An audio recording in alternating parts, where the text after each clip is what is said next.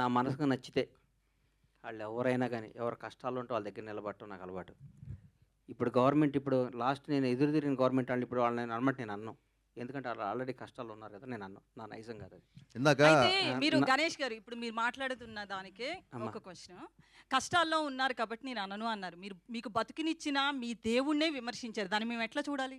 నేనా పవన్ కళ్యాణ్ గారిని ఏమన్నారు? నేను ఎక్కడో ఊహించుకున్నారు, ఇట్లా ఉండిపోయారు. రేవంత్ రెడ్డితో పోల్చారు, చాలా మందితో పోల్చి తప్పు. మాట్లాడారు. నెవర్.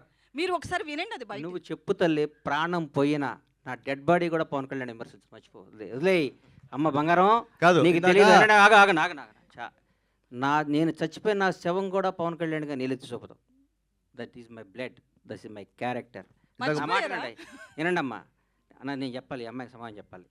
నా ప్రాణం పోయినా నేను ఫస్ట్ అధికారంలో ఉన్నప్పుడు ఒక రకంగా, అధికారంలో లేనప్పుడు ఒక రకంగా పిచ్చి పిచ్చిగా మాట్లాడటం కానీ, నా మనసుకు నచ్చితే దేవుడైనా ఎదిరిస్తా, నచ్చకపోతే నచ్చితే వాళ్ళు ఎవడైనా కాళ్ళు పట్టుకుంటారు. నా క్యారెక్టర్ అది.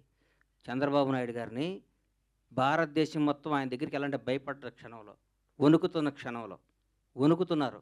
ఆయనతో లబ్ధి పొందినాడు కూడా వణుకుతున్న క్షణంలో చంద్రబాబు గారికి మద్దతుగా నిలిచిన మొదటి సినిమా రంగం నుంచి మొదటి వ్యక్తిని నేను. అది నా క్యారెక్టర్. నేను తెలుగుదేశం పార్టీ కాదు, నేను పవన్ కళ్యాణ్ మనిషిని. నేను ఎప్పటి నుంచి 2004 నుంచి నేను కాంగ్రెస్ కార్యకర్తని. నాకు పవన్ కళ్యాణ్, నా తల్లిదండ్రుల తర్వాత నేను పవన్ కళ్యాణ్ ప్రేమించాలి. పవన్ నాకు బతికే కాదు. ఆయన జనసేన పార్టీ పెట్టినా కానీ నా బ్లడ్లో కాంగ్రెస్ ఉంది. నేను పార్టీకి, నేను రాజకీయం ఉంటే కాంగ్రెస్లో ఉంటే లేదా రాజకీయాలు మానేస్తా. అంతేగాని పవన్ కళ్యాణ్ కంటే నా తల్లిదండ్రుల తర్వాత నేను పవన్ కళ్యాణ్ ఇష్టపడాలి. జనసేనలో తిరగాలి. నేను ఏ రోజు ఒక్క రోజు కూడా నా కలలో కూడా బయట కాదు, కలలో కూడా పవన్ కళ్యాణ్ నేను విమర్శించను. నా ఇంట్లో, నా బెడ్రూమ్లో పవన్ కళ్యాణ్ ఫోటో ఉంటుంది. అది నా క్యారెక్టర్ అమ్మ. రేవంత్ రెడ్డి పొగిడి ఉండొచ్చు, ఎవరు నేను పొగిడొచ్చు. పవన్ కళ్యాణ్ గారు పవన్ కళ్యాణ్ తక్కువ చేసి రేవంత్ రెడ్డిని అది పొగిడారు. నువ్వు అనుకుంటే అది నీ కర్మ అమ్మ. మీరే పొగిడారండి, మీరే నువ్వు మాట్లాడారు. పొగిడేటట్టు చూపించి అమ్మా, నువ్వేదంటే సరే, కాదు, నేను అమ్మమ్మ. నాకు నెంబర్ ఇవ్వండి, నేను పంపిస్తా. Sure, sure. నేను పంపిస్తా. ఇప్పుడు పంపించొద్దు, ఇప్పుడు చెప్పాలి నాకు. 10 హాఫ్ అన్ అవర్ ఉంటాను తెప్పి అమ్మ. సరే, పవన్ కళ్యాణ్ 100% నేను ఇక్కడ పంపిస్తా. ఇందాక 2 సార్లు అప్పుడు అట్లా అనబాకమ్మా. దయచేసి ఆగమ్మా, దయచేసి ఒక క్వశ్చన్ వేసే ముందు ఒక బాధ్యత గల మీద ప్రతిగా రంగం మీ అందరికీ చేతులు ఎత్తి నమస్కరిస్తున్నా. 1-2 సార్లు క్వశ్చన్ చేసుకొని ఏదో అడగాలి, ఏదో మీరు క్రేజ్ తెచ్చుకోవాలి, ఏదో ఏనమ్మా ఏదో మీరు క్రేజ్ తెచ్చుకొని మీరు అడగబాకండి. మాట్లాడితే నేను మాట్లాడతా. భగవంతుడి ఏదో మీద అడగాలని సాక్షిగా, కాదు, నేను భగవంతుడి మళ్ళీ మీద సాక్షిగా మాట్లాడుతున్నా. నేను పవన్ కళ్యాణ్ గారిని నేను అనలేదు చూపిస్తా అని తల్లి, చెప్పాను కదా, అనలేదు అక్కడికో తల్లి, వదిలేయండి. అనలేదమ్మా చూపిస్తా బంగారం, అన్నాను కదా. అనలేదమ్మా ప్లీజ్. ఏదో అడగాలని అది బాధ్యత తప్పమ్మా, లేకుండా అట్లా అనబాకమ్మా, ఇవే నన్ను అనబాకమ్మా. ఇవే మాటలు. నేను పవన్ కళ్యాణ్ గారి భక్తుడినమ్మా, దయచేసి ఆ మాట అనబాకమ్మా ప్లీజ్. నేను కాదనట్లేదు, నేను నేను కూడా అనలేదమ్మా. ఫ్యానే, నేను కాదనలేదా? అనలేదమ్మా, అనలేదు, అనను కూడా తల్లి please please.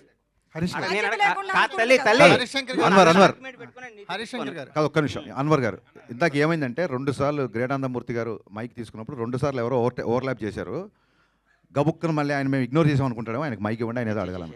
Sir Harish Shankar గారు, ఆయనే సార్ ఆయనే ఆయనకి- మైక్ ఇచ్చారు. హరీష్ హరీష్ శంకర్ గారు, గారు, హరీష్ గారు క్వశ్చన్. అన్వర్ యా, సార్ ఇప్పుడు గబ్బర్ సింగ్ అనగానే మనకి అంత్యాక్షరి ఎపిసోడ్ గుర్తొస్తుంది. అవునండి.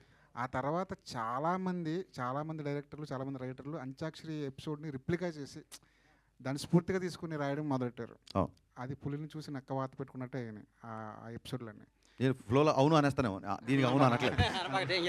అది రాస్తారు మళ్ళీ. ఓకే, ఇప్పుడు ఉస్తాద్లో అలాంటి ఎపిసోడ్ ఏమన్నా ప్లాన్? కాదండి, నాకు గబ్బర్ సింగ్ వచ్చిన బెస్ట్ కాంప్లిమెంట్, మీరు మరిన్న క్వశ్చన్ నాకు అర్థమైంది. గబ్బర్ సింగ్ వచ్చిన బెస్ట్ కాంప్లిమెంట్ ఏంటంటే, ఇందాక త్రివిక్రమ్ గారు ఆ వీడియోలో త్రివిక్రమ్ గారు మాట్లాడుతారు, హరీష్ బాగా రాశాడు, బాగా చూపించాడు, కళ్యాణ్ గారిని ఫ్యాన్స్ ఎలా అన్నారు. ఆయన తర్వాత ఆ ప్రెస్ మీట్ అయిన తర్వాత ఆయన కారులో కూర్చుంటే ఒక మాట అన్నాడు, హరీష్ నేను ఈ సినిమా చేస్తున్నాను, దబ్బంగ్ చూశాను, కళ్యాణ్ గారు చేస్తున్నాను కదా అని.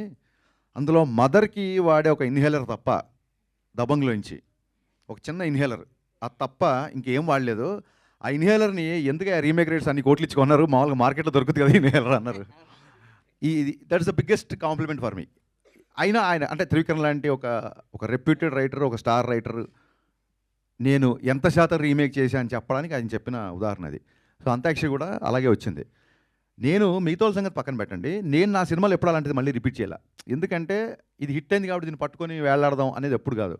సందర్భంలో కుదిరితే, మళ్ళీ సినిమా సందర్భంలో అలాంటిది కుదిరితే ఖచ్చితంగా పెడదామని. సో ఎగ్జాక్ట్ అంత్యాక్షరి కాకపోయినా ఒక మ్యూజికల్ ఐటమ్ ఒకటి ఉస్తాదులో ఉంటుంది. అది డెఫినెట్గా థియేటర్లో మంచి ఉత్సాహాన్ని ఇస్తుంది అందరికి. మళ్ళీ ఒకసారి థియేటర్లు షేక్ అవుతాయి అన్న ఒక నమ్మకం ఉంది. అవుతాయి లేదో చూద్దాం. గబ్బర్ సింగ్ సినిమాకి ఒక ఫ్యాన్ లాగా వచ్చిన సుజిత్, ఆ గుంపులో వచ్చిన ఒక సుజిత్ ఇప్పుడు పవన్ కళ్యాణ్ గారితో ఒక సినిమా చేస్తున్నారు. అదే టైంలో మీ సినిమా కూడా సైమిల్టేనియస్గా షూట్ జరుగుతుంది. అవును.